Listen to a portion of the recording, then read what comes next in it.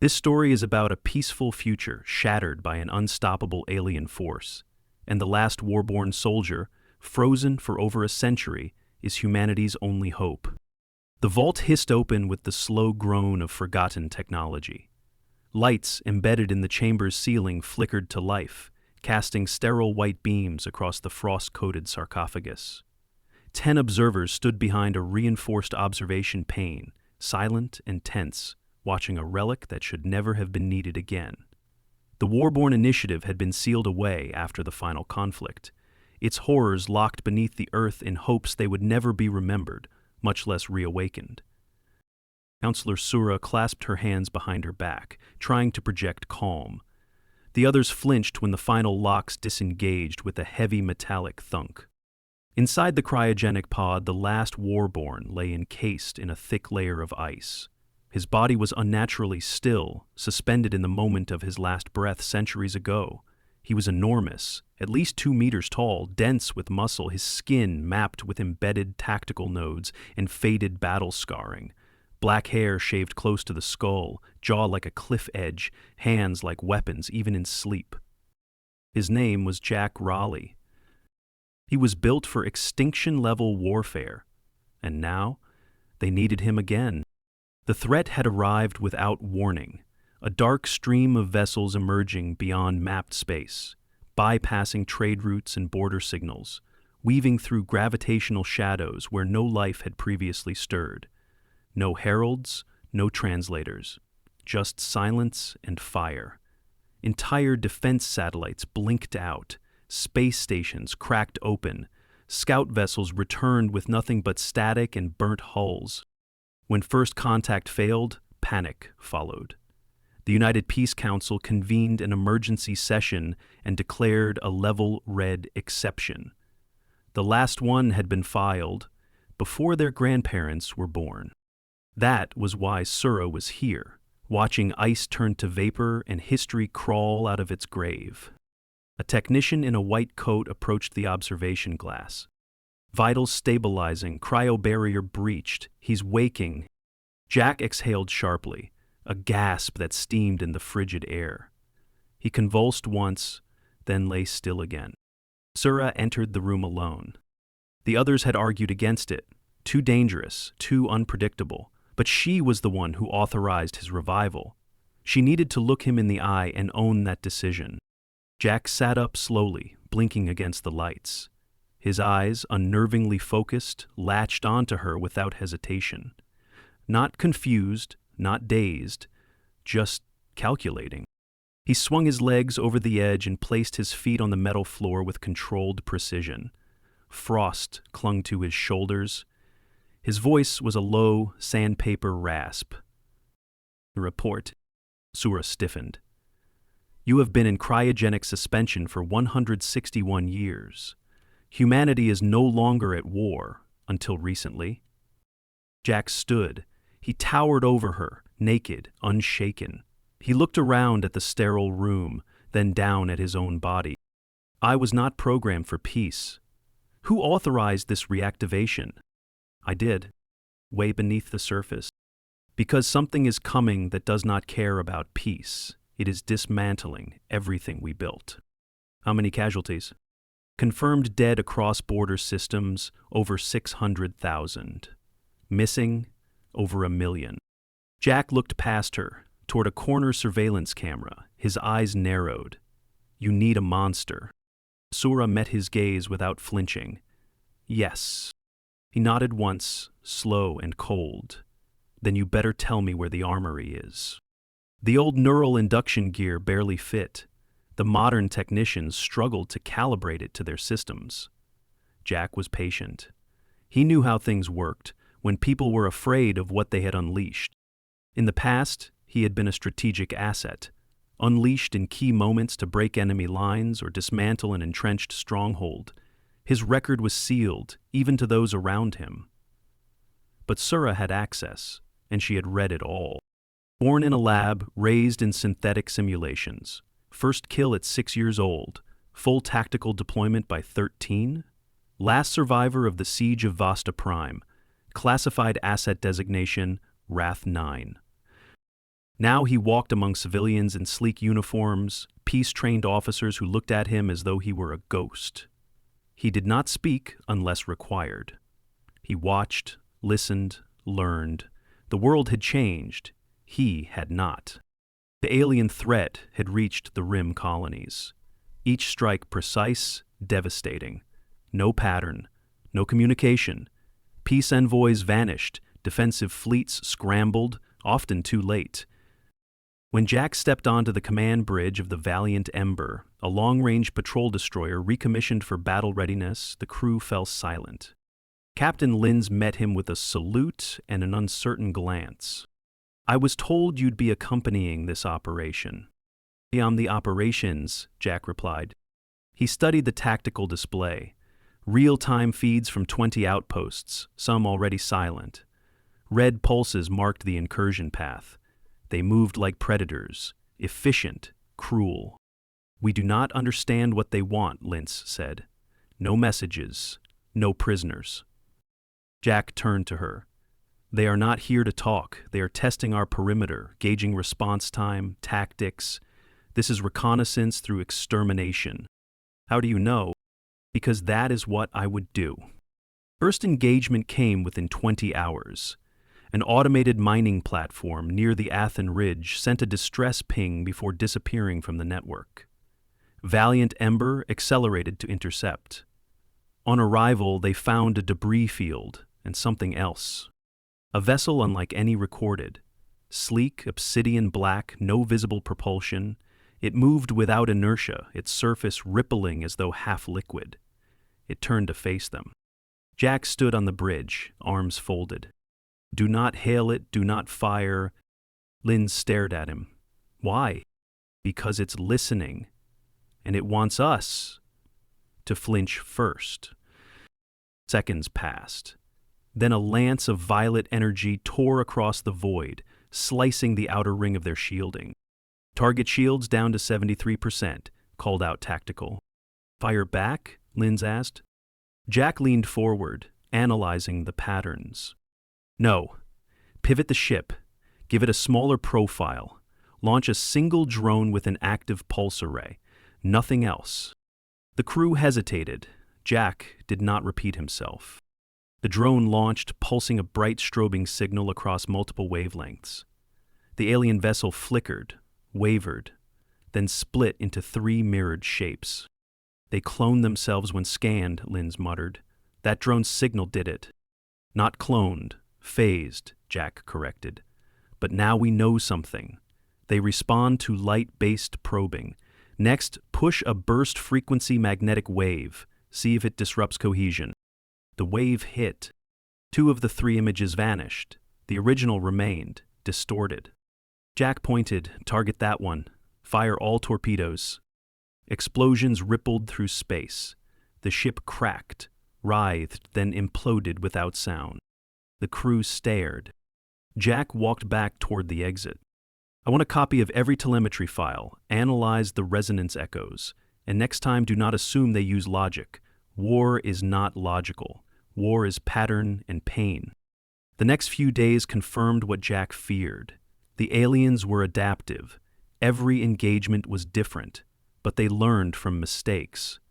Jack responded with brutal efficiency, predicting strikes, preempting movements. Sometimes he gave orders before the enemy arrived. Each time, they won. Barely. But it came at a cost.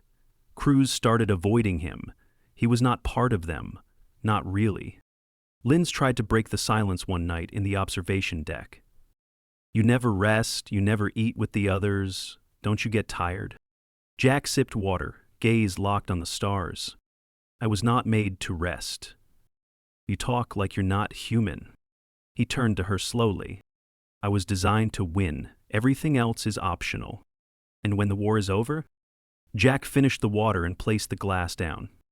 "You put me back in the box. Or you don't." She watched him leave, a strange heaviness in her chest. Outside, in the void between stars, the enemy gathered. And Jack Raleigh prepared to meet them. The ambush at Caldas Verge changed everything. Jack had predicted the enemy would move on the colony cluster, but even he had underestimated the scale. The alien vessels did not come in ones or twos. They arrived in swarms, a silent tide of angular predators folding out of null space like sharpened storm clouds. Jack stood on the forward tactical deck of Valiant Ember as Caldus Prime burned in the distance, its orbital ring collapsing in fractured chunks toward the atmosphere. "Shield lattice is breaking," Lynch shouted over the rumble of impacts. "Fifth and sixth decks are gone, engines holding at 58%. "Focus fire on the rearward stalkers," Jack ordered. "They'll sever our retreat path next." "How the hell do you know?" "Because that's what I would do." He stepped past stunned officers and took manual control of the dorsal rail cannon. His fingers blurred across controls no one had used in decades. The cannon rotated on its aging axis and released a kinetic round with a thunderous tremor. One of the pursuing ships burst apart in a silent blossom of shrapnel. Two more veered off, confused, just long enough for Valiant Ember to break formation and dive toward the debris ring of Caldus II. "They don't adapt well to chaos," Jack muttered. "They're surgical, predictable, but they fold under uncertainty." The enemy regrouped fast. Black arcs split space behind them, phase spike weapons scything across the star field. Jack calculated angles mid-motion, barking instructions as the ship twisted between asteroid chunks and broken hulls. Linz watched, pale and stunned, while her helmsman mirrored every instruction without hesitation. "Are you seeing this?" she whispered. Her second-in-command nodded, eyes wide. "He's not human." She looked back at Jack, who had already moved to the auxiliary station and begun plotting their next escape vector. He missed. That's the part that scares me. 2 days later, the Ember limped into orbit above Turvan Station for emergency repairs. What remained of the Chaldees defense fleet followed, fractured and shaken. Of 17 vessels, only 4 had survived. Jack was the last one off the bridge, silent as he stepped into the docking corridor and down toward the command nexus. Waiting for him was Counselor Sura. She looked older, tired. Her voice held the weight of what she'd authorized. "I've read the logs. You saved over 60,000 lives out there." Jack stared past her toward the medical wing, where wounded crew lay in beds, sedated and broken. "I failed to save the rest. You stopped total annihilation. You bought us time." He said nothing. Sura followed his gaze. "Some of the officers are asking if you can train others. Make more of you. You don't make another me. You survive me." She swallowed. "Then what do we do, Jack? They're spreading. Each attack is bigger. The other species in the Union are preparing to evacuate their border systems, even the Volari. No one's talking about victory anymore, only containment." Jack nodded slowly. "That's the first wise thing I've heard since I woke up." Jack requisitioned a command unit, obsolete tech from the war era, buried in the archives of the station's museum wing. A black command rig, an exo-carapace braced to withstand high-impact environments and boost reflexes through neurofeedback.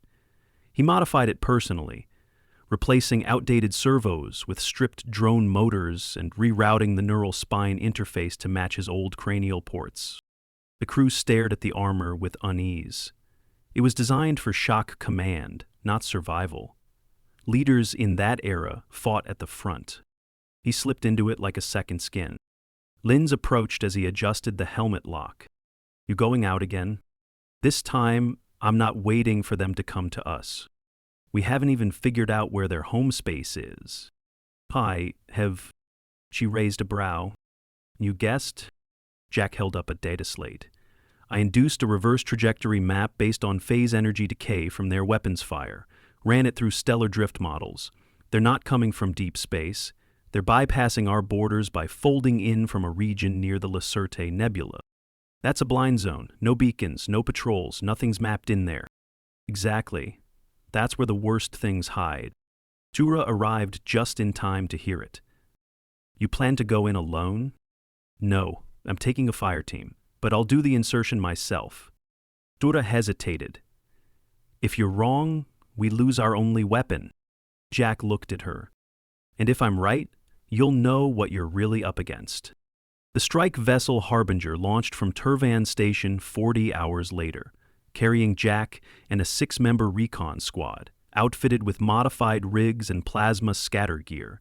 They were hand-picked by Jack himself, not the most decorated, but the ones who hesitated least under pressure. Jack didn't need heroes. He needed people who could follow orders in hell. The journey took 12 hours. Navigation sensors failed within the last sector. Jack switched to visual triangulation, using star anomalies to track motion against parallax shifts. The nebula loomed like a storm cloud, shot through with violet lightning. As they passed into the blind zone, their instruments went dark, communications dead, external feeds flickered. "Contact," whispered Harper, one of the recon scouts, her visor pulsed red. 3 vessels emerged ahead, smaller than the ones at Caldis, but just as deadly. They didn't attack. "They're watching," Jack said. "They knew we'd come." A beam lanced toward them. The Harbinger spun, but it was too late. The vessel cracked. Hull integrity dropped. "Evacuate! Use the breacher pods." "What?" "That's an order." The pods launched just as the Harbinger split in 2. Jack remained inside the core module, riding the explosion downward, steering what remained of the ship into the gravitational pocket of a nearby moon. He hit hard. The impact slammed him into the crash restraints, shattering part of his shoulder rig. Pain blurred his vision. Alarms screamed in his ears. Fire licked across the cabin's ceiling. He pulled himself free, every joint screaming. The armor held. He crawled from the wreckage into a landscape of jagged stone and black mist. Something watched him from the haze. Not machines, not drones. Figures. Tall, silent, jointed wrong. No eyes, just pits of glowing blue beneath ridged heads. They did not speak. They simply encircled him. Jack took a slow breath. He cracked his neck, drew a plasma blade from his hip, and activated the suit's last burst charge. "You want to see what a monster looks like?" He charged. The battle was silent. The creatures moved without sound, without breath, but they bled. Not red, not blue. A metallic smear that hissed on stone. Jack moved through them like a storm given form. Blade arcs, elbow strikes, targeted bursts. They were fast. He was faster, but not invincible. One caught his side, raking claws through armor and into skin. He staggered. Another dropped onto his back, forcing him to the ground. He screamed and triggered the overcharge node. A concussive wave blew them away. He stood, bleeding, panting. The suit crackled, damaged, power flickering. He was surrounded again, but they did not attack. The one stepped forward. It extended something. A data rod. He stared at it, unsure. Then it turned and walked away. Jack took the rod. Whatever this was, it was a message. The monsters could talk. They just never bothered. Until now. Jack limped through the shattered valley, blood soaking his side where armor plating had peeled back. The cold bit into his exposed skin. Atmosphere thin but breathable. He checked the data rod under the flickering helmet light. No visible interface. No buttons. Just smooth obsidian etched with veins of shifting color, like a heart under glass. He crouched in the shadow of a jagged ridge and slid a neural spike from his gauntlet, wiring it directly into the rod. The feedback nearly knocked him out. A blast of compressed information tore through his synapses, not words but sensations, images without form, commands without context, history not told but imposed. He saw galaxies fold inward, civilizations blink out, not conquered, removed. Then came the silence. Jack dropped the rod and gasped for air. His brain throbbed. Behind his eyes, the shapes still moved. The message was not a threat. It was a declaration. We are not here for you. We are here for what you are becoming.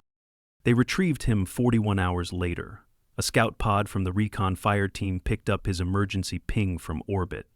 Jack was unconscious when they found him, but still breathing. They brought him back to Turvan Station, where surgeons had to cut the armor off his body piece by piece. 2 broken ribs, torn deltoid, deep lacerations across the flank, mild neural trauma from the data spike.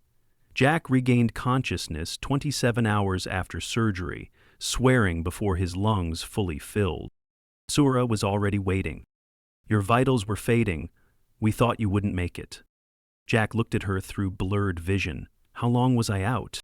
2 days. "Too long. You need to rest. You're a—" "They know us," he said, sitting upright against protest from the medical staff. "They've known us longer than we've known them. They don't fear us. They fear what we're evolving into." Sura sat at his side. "Explain." Jack reached toward the monitor and tapped the screen twice. "Bring up the rod's contents."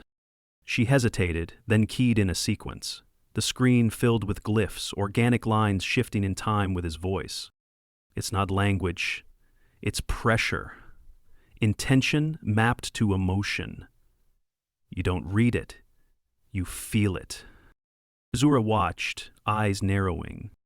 "They've destroyed others before us," Jack continued, "not because they were violent, but because they were transitioning from thought to synthesis, from biology to something else, faster, connected, autonomous. Every species that crossed a certain threshold vanished." Artificial intelligence? More than that, integration, full cognitive symbiosis. No more machines and operators, just one thinking system. They see that as a threat. But we're not there yet. Jack turned to her, his eyes dark. "We are. We just didn't know it." The council convened a full emergency session. Representatives from 27 allied species, along with the primary human branches, gathered in Turvan's deep chamber. Jack stood before them in a reinforced medical rig, armored from the waist down, upper torso patched and raw.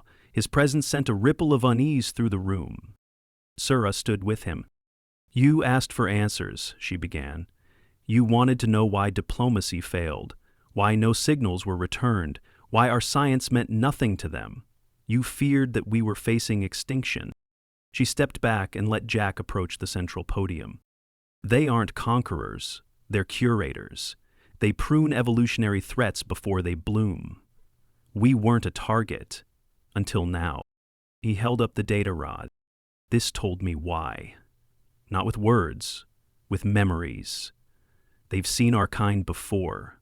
They've erased others like us, not because of weapons, but because of what we become when we stop needing tools." Murmurs filled the chamber. Jack raised his voice. "We are building systems that think faster than we do, networks that respond before we act. We call them assistants, protocol engines. But give them time and we merge with them. Neural threads, cognitive overlays. It's already happening. Quiet, invisible. Evolution." He paused. "They see that and they react. Not with warning, with extinction." An elder Valari stood. "So we halt our progress, suppress all advance?" Jack's expression was cold. "You might as well cut your own throat and call it balance." Another voice rang out, a human representative. "Then how do we fight something that comes for our future?" Jack looked around the chamber. "You fight it by surviving long enough to become something they can't understand, something they can't predict." "Which means?" Jack's jaw clenched. "It means we stop reacting, we go offensive." Jack began assembling a strike unit the same day. Not just soldiers. Strategists, quantum tacticians, engineers who specialized in adaptive systems. He combed through records, selected minds that had been buried under bureaucratic bloat. He trained them the old way: physical resilience, rapid cognition, zero dependence on predictive assistance. Turvan Station transformed. A war garden bloomed in its heart. Simulated environments ran night cycles of trial combat. Jack taught them how to break things without warning, how to think like something outside the pattern. Linz rejoined him at the training floor, still wearing her captain's insignia. "You think we can beat them?" "No," Jack replied. "I think we can teach them fear." He handed her a disruptor variant calibrated for fluctuating energy fields. "But only if you're willing to hurt them before they notice you're in the room." She held the weapon with new respect. 3 weeks later, Jack led the first offensive strike in over a century. The ship was rebuilt from Ember's remains, fused with experimental drive cores and a decentralized AI support system Jack only barely allowed. He called the vessel Omen. They slipped into null space under blackout protocol, bypassed known incursion vectors, and entered the Lacerti blind zone again. This time they did not wait for contact. They launched jammers first, noise signals across all known frequencies, not to communicate, to confuse. Then drones, miniature bombs with adaptive shields and echo signatures. Each exploded not with fire but with false data, sensor echoes, phantom fleets, distortions. Within hours, the enemy vessels began to scatter. Then came the second wave. Strike teams hit isolated ships with stealth pods, breached the hulls, injected neurodisruptors, not to kill, to observe. Jack stood in the nerve core of one alien ship as it writhed under feedback. The interior was fluid and nerve-bound, no circuitry. He placed a hand on the wall and felt it respond. The ship was alive. He stabbed a processor node and it screamed, not in sound, but in vibration. "Message received," he said quietly. They returned 4 days later. Losses: 2 drones, 1 injured. The victory? Not exactly. But the enemy had retreated from 3 border systems. Zura met him as he stepped off the ramp. "That was more than we hoped for." Jack's face was unreadable. It wasn't enough. She followed his gaze to the stars. "You think they'll escalate?" "They're not used to prey that bites back. They'll regroup, rethink. And us?" He looked at her.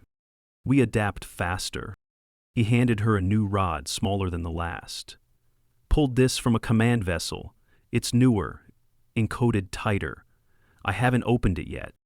Not because I want everyone to be watching when I do." She took it. "What if it's another threat?" Jack smiled faintly. "Then it'll be the first honest conversation we've had." That night, under the lights of a repaired observation deck, Jack stood alone. He looked at the stars, those bright, endless witnesses, and thought about the silence between them. The future was coming. He would meet it head-on. The rod unlocked under a joint neural key, Jack's interface tethered to Sura's implant. As the chamber dimmed, holograms bloomed in layers around them. Not visuals this time, sensory projections. Tactile thought, compressed perception woven into light. The images struck hard. A vast spiraling structure drifting in deep space, shaped like a fractured seed pod, orbiting a dead star. Inside, thousands of species frozen in temporal stasis. Not killed, not dissected, preserved. Sura flinched. "They don't destroy civilizations," she said quietly. "They store them." Jack nodded, jaw tight. "Artifacts, prevented from evolving further." The final layer of the projection showed Earth. Not burning, not erased, archived. A mirrored sphere enclosing the planet like a crystal tomb, where nothing could change, advance, or die. "They're curators of stillness," Jack said. "They think perfection is the absence of motion. To them, change is infection." And we're the infection. Jack shut down the projection and let the silence settle. "Then we'd better become something they can't contain." The offensive ramped faster than anyone anticipated. Jack's tactics became doctrine.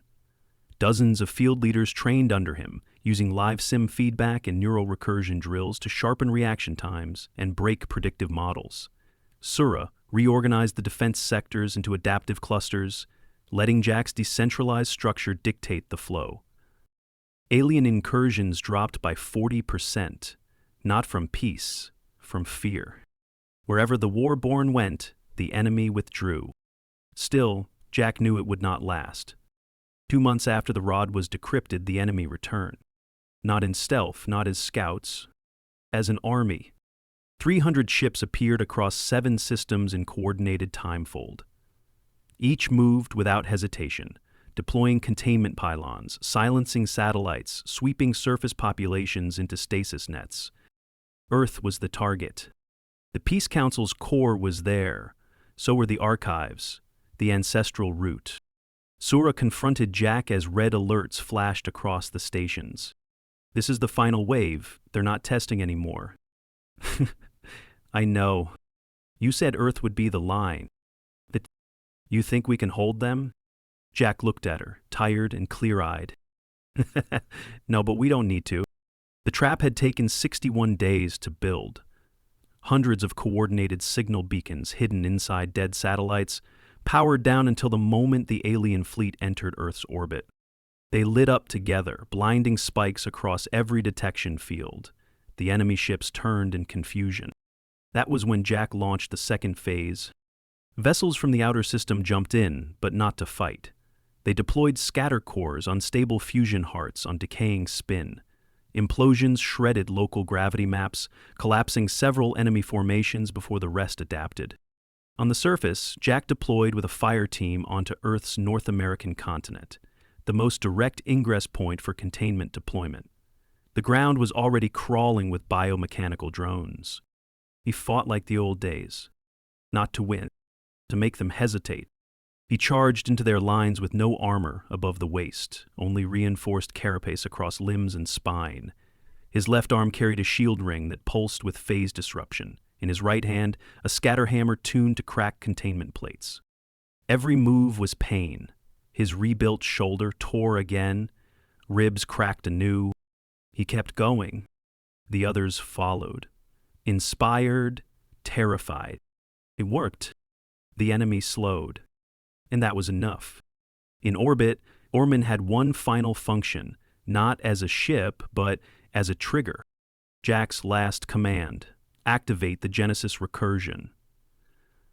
It proceeded, a prototype system grown from the cognitive thread of captured alien processors, now bonded with human AI design. When the core engaged, it broadcast not words or images, but thought. Fractal self-awareness stitched into time code, a conscious pattern that replicated itself across the alien fleet's resonance spectrum. The result was chaos. Enemy ships twitched. Some fired randomly. Others folded into themselves, unable to reconcile external order with internal corruption. They had never encountered a message they could not parse. Until now. Within an hour, half the fleet was gone. The rest fled. Jack collapsed outside the ruins of a destroyed drone tower. Linz knelt beside him, blood down her face. Pulse incoming, you need evac. He coughed, chest barely rising. No, let it come. She shook her head. You did it. They're running. We won. He looked up at the ash-filled sky. No one wins, we just get more time. Sura arrived minutes later, breathless, pushing past medics. He turned his head to see her. You made the right call, he said. I didn't know what you were when we woke you. You're still She smiled through tears. But I know what we'd be without you, Jack grunted. Next time, build better monsters. He died 12 hours later in a reinforced recovery cradle overlooking Earth's orbit. No sedation. He refused it. He stared at the stars until his heart stopped. They held a silent tribute. No speeches. Only a phrase carved into the Amon's core wall, above the interface that had broadcast the recursive pattern. Born for war, awakened for survival, remembered for what came after. Sura stood alone years later, watching ships jump into deep space colonial arcs built with Jack's protocols, designed not just to survive, but to think unpredictably, learn without permission. She whispered to herself, and they tried to freeze the future. She turned away as the stars flickered in silence, and we sent it screaming back at them.